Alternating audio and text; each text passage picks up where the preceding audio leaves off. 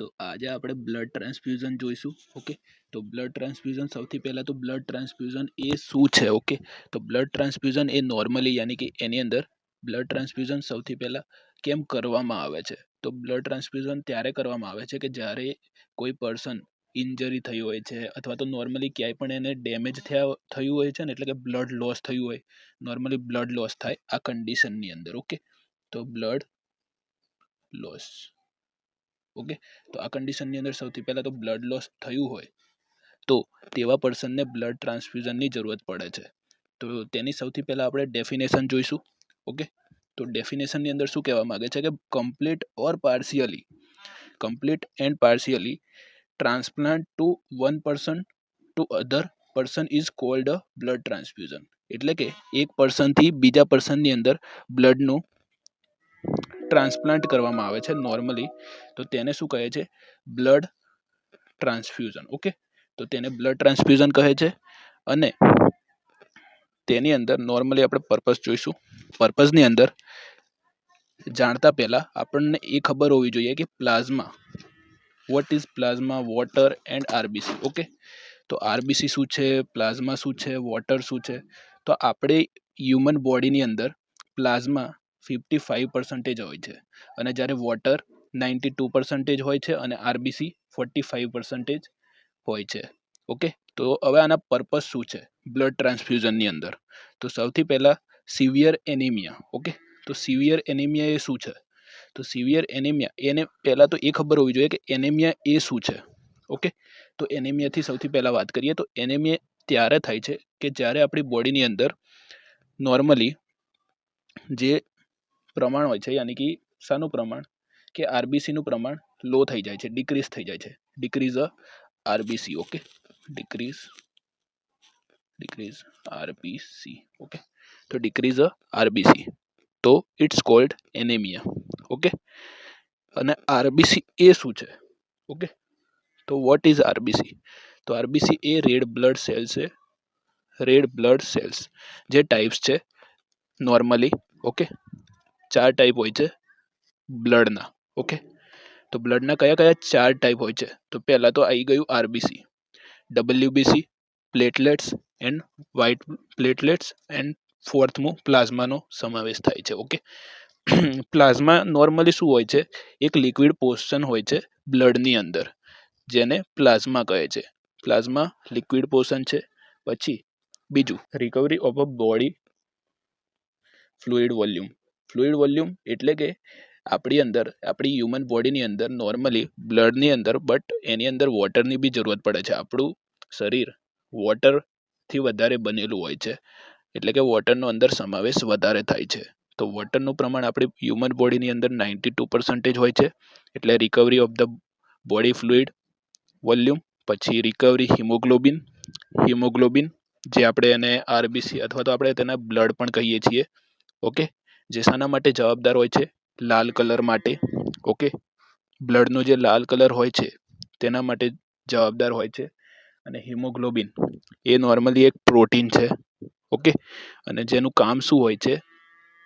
જે આપણી અંદર જે નોર્મલી જે આપણે શું કહેવાય, હ્યુમન બોડીની અંદર કલર, ઓકે, જાળવવાનું કાર્ય કરે છે. પછી ઇન્ક્રીઝ ધ ઇમ્યુનિટી પાવરને ઇન્ક્રીઝ કરે છે. તો ઇમ્યુનિટી પાવર નોર્મલી જ્યારે બહારથી, યાની કે માઇક્રો ઓર્ગેનિઝમ એન્ટર થાય છે બહારથી, તો તેને કિલ કરવામાં પણ આપણી જે ઇમ્યુન સિસ્ટમ હોય છે, યાની કે એન્ટીબોડી, ઓકે, તેની સામે ફાઇટ કરે છે. અને જ્યારે રિક્વાયર્ડ આર્ટિકલ્સની વાત કરવામાં આવે, હવે રિક્વાયર્ડ આર્ટિકલ્સ કયા કયા હોય છે તેની વાત કરીશું. યાની કે બ્લડ ટ્રાન્સફ્યુઝનની અંદર, બ્લડ ટ્રાન્સફ્યુઝન છે તેની અંદર આપણે કયા કયા આર્ટિકલ્સની જરૂરત પડશે. ઓકે, તો સૌથી પહેલાં બ્લડ બેગ. ઓકે, તો બ્લડ બેગ આપણે દરેકે જોઈ છે. પછી બ્લડ ટ્રાન્સફ્યુઝન સેટ, જેને આપણે આઈવી સેટ પણ કહી શકીએ છીએ. ઓકે, પછી બ્લડ વોર્મર્સ. આ કંઈક નવું આવ્યું યાર, બ્લડ વોર્મર્સ. યાની કે વોર્મર્સનો મતલબ શું થાય? ઓકે, તો વોર્મર્સ એટલે કે જ્યારે એક ટાઈપનું મશીન હોય છે જે નોર્મલી મેન્ટેન કરવાનું કામ કરે છે. એટલે કે હ્યુમન બોડીની અંદર જે બધા ઇલેક્ટ્રોલાઇટ્સ હોય છે, લિક્વિડ હોય છે, તેને મેન્ટેન કરવાનું કામ આ કરે છે. ઓકે, જેના કારણે આપણે minimize of the risk of the hypothermia. Okay, તો હાઇપોથર્મિયા શું છે એ તમને ખબર ના હોય તો કહી દઉં કે આપણું શરીર નોર્મલ કરતાં ઘણી બધી યાની કે તીવ્ર પ્રમાણમાં ઇન્ક્રીઝ ઠંડી વધારે લાગે છે આ કન્ડિશનની અંદર. It's cold hypothermia. ઓકે, તો ઇન્ક્રીઝ ધ કોલ્ડ. ઓકે, તો હાઇપોથર્મિયાના રિસ્ક ઓછા થઈ જાય છે આ મશીન યુઝ કરવામાં આવે છે તે માટે. ઓકે, પછી ઓલ અધર્સ આઈવી આર્ટિકલ્સ, અને બીજા બધા આઈવી આર્ટિકલ્સનો પણ ઉપયોગ થાય છે. Role of the nurse. In blood transfusion before blood transfusion. Okay, તો એઝ અ નર્સ આપણો રોલ શું હોય છે? ઓકે, બ્લડ ટ્રાન્સફ્યુઝનની અંદર આપણો એઝ અ નર્સ શું રોલ હોય છે? તો check the blood group. Okay, તો બ્લડ ગ્રુપ કયું છે, યાની કે બ્લડ ગ્રુપ નોર્મલી કેટલા ટાઈપના હોય છે? તો એ, બી, AB એન્ડ ઓનો સમાવેશ થાય છે. તો 4 ટાઈપના બ્લડ ગ્રુપ હોય છે. ઓકે, પછી take a consent from the patient. Okay, તો કન્સન્ટ લેવામાં આવે છે સૌથી પહેલા પેશન્ટ દ્વારા, કે પેશન્ટને બ્લડ ટ્રાન્સફ્યુઝન કરવાનું છે તો પહેલાં આપણે તેનો કન્સન્ટ યાની કે તેની પરવાનગી પહેલાં લેવી પડે છે. ઓકે, પછી check the blood transfusion allergic test. Okay, તો એલર્જીક ટેસ્ટ શું છે કે જ્યારે કોઈ બ્લડનું આપણે કોઈ પેશન્ટ હોય છે, ઓકે, અને તેને AB અથવા તો એ બ્લડ ગ્રુપની જરૂરત પડે છે, તો આપણે તેવા કોઈ માણસને કહીશું, યાની કે કોઈ વ્યક્તિને કહીશું, અને તેવા વ્યક્તિનું આપણે બ્લડ ગ્રુપ ચેક કરીશું. ઓકે, તો તે વ્યક્તિનું બ્લડ ગ્રુપ A અથવા B હોય તો આપણે પેલા વ્યક્તિને યાની કે બીજા જે વ્યક્તિ જે પેશન્ટ છે તેને આપણે તે બ્લડ આપી શકીએ. બટ તે એલર્જી થઈ હોય એ પેશન્ટને તો આપણે તે બ્લડ તેને આપી શકીએ નહીં. ઓકે, પછી ચેક ધ વાઇટલ સાઇન બી આપણે એઝ અ નર્સ ચેક કરતું રહેવું પડે છે જ્યારે બ્લડ ટ્રાન્સફ્યુઝન થાય છે તે ટાઈમે. ઓકે, પછી બીજું શું જોવું પડે છે? Check the blood bag. Okay, blood બેગને જોવું પડે છે કે બ્લડ બેગ એક્સપાયરી એની જે ડેટ હોય છે તે એક્સપાયરી તો નહીં થઈ ગઈ. પછી લીકેજ નહીં થયું. પછી change in the colour clothes. Okay, તો તેનો કલર પણ ચેક કરવામાં આવે છે કે બ્લડનો કલર ચેન્જ તો નહીં થઈ ગયો. ઓકે, પછી blood group very important. Okay, તો જ્યારે કોઈ પણ દર્દીને યાની પેશન્ટને આપણે કોઈ પણ પેશન્ટને જ્યારે બ્લડ ટ્રાન્સફ્યુઝન કરવામાં આવે છે ત્યારે આપણે ધ્યાન રાખવું પડે છે કે તેનું બ્લડ ગ્રુપ કયું હોય છે. ઓકે, પછી RH factor. Okay, RH factor પણ બહુ ઇમ્પોર્ટન્ટ રોલ કરે છે બ્લડની અંદર, જે આપણે આગળ જોઈશું. ઓકે, તો ડ્યુરિંગ બ્લડ ટ્રાન્સપ્લાન્ટેશન. ઓકે, તો ફોલો ધ સ્ટાન્ડર્ડ પ્રિકોશન.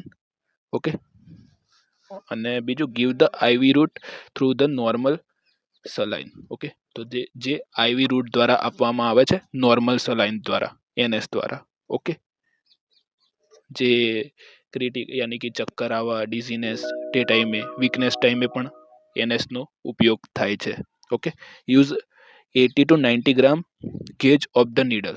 90 અને 80 ગેજની શું IV કેન્યુલા અથવા તો વીગો યુઝ થાય છે. ઓકે, ચલો હવે બીજી વાત કરી દઈએ. Before 30 minute give diphenhydramine. Okay, અને લાસ્ટમાં આપણે સમજશું not use drug in the blood bag. તો બ્લડ બેગ જ્યારે પણ આપણે યુઝ કરીએ છીએ ત્યારે આપણે ડ્રગનો યુઝ નથી કરતા. Record the sign and symptoms.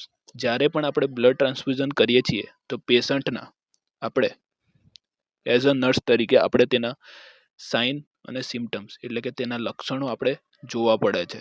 Starting rate are slow after decrease minute, note reaction rate are speed. Okay, તો આપણે તેના રેટ પણ જોવા પડે છે કમ્પ્લીટલી. હવે પેશન્ટને તે ટાઈમે કેવી કન્ડિશન અથવા તો તેવી કન્ડિશનનો સામનો કરવો પડે છે જ્યારે બ્લડ ટ્રાન્સફ્યુઝન કરીએ છીએ ત્યારે. તો સૌથી પહેલાં તો ટ્રાન્સફ્યુઝન રિએક્શન. ઓકે, તો ટ્રાન્સફ્યુઝન કરતાં પહેલાં અથવા તો કર્યા પછી કયા રિએક્શન આવે છે. ઓકે, તો સૌથી પહેલાં ચિલ્સ, પછી મસલ્સની એક થઈ જાય છે. રેસિસ એટલે કે જે આપણી સ્કિન હોય છે ને તેને સૌથી વધારે અફેક્ટ કરે છે, તેની અંદર આમ ડાઘા પડી જવા. ઓકે, પછી circulatory overload. Okay, circulatory overload વધારે પડતું કોઈ કન્ડિશનમાં જ્યારે બ્લડ ટ્રાન્સફ્યુઝન કરવામાં આવે છે તે ટાઈમે આ પ્રોબ્લેમ જોવા મળે છે સર્ક્યુલેટરી ઓવરલોડની કારણે. પછી હાઇપોકેલ્સેમિયા અને હાઇપોકેલેમિયા, અથવા તો બંનેને સેમ પણ કહી શકો છો. ઓકે, પણ બંનેનો વર્ડનો મિનિંગ અલગ અલગ થાય છે. હાઇપોકેલ્સેમિયા અને હાઇપરકેલેમિયા. ઓકે, આની અંદર Ca+ અને આની અંદર પોટેશિયમ. ઓકે, હાઇપોકેલ્સેમિયા જેની અંદર કેલ્શિયમનું પ્રમાણ ડિક્રીઝ થઈ જાય છે હ્યુમન બોડીની અંદર. અને કેલ્શિયમનું ડિક્રીઝ થવું જે આપણા શરીર માટે ઓલ ઓવર બોડી પાર્ટ, યાની કે જેટલા બી આપણા હાડકાં હોય છે તેને શાની જરૂરત હોય છે? તો કેલ્શિયમની. ઓકે, તો તે આપણા માટે નુકસાનકારક રહે છે. ઓકે, ડિસીઝ પણ થઈ શકે છે, HIV, hepatitis B and C, herpes virus. Okay, તો આને ડિટેલમાં પણ આપણે જોઈશું.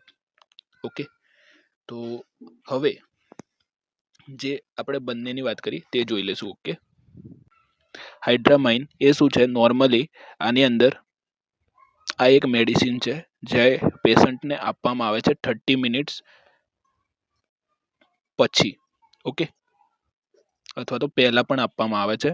તો આ આપવાનું રીઝન એ હોય છે કે જ્યારે પેશન્ટને કોઈ પણ એલર્જીક અથવા તો ઇન્ફેક્શન, ફીવર થઈ જાય છે અને બહારથી પણ કોઈ ઇન્ફેક્શન લાગી શકે છે. ઓકે, તો તેના માટે આ આપવામાં આવે છે. પછી બીજું RH ફેક્ટર, જે બ્લડ ગ્રુપ છે નોર્મલી, અને આ ને RH ને રિહિસસ ફેક્ટર પણ કહે છે. ઓકે, તો આજના માટે આટલું જ. વિડીયો જલ્દી આएगा. ઓકે, તો guys bye bye. Thank you so much for watching my video.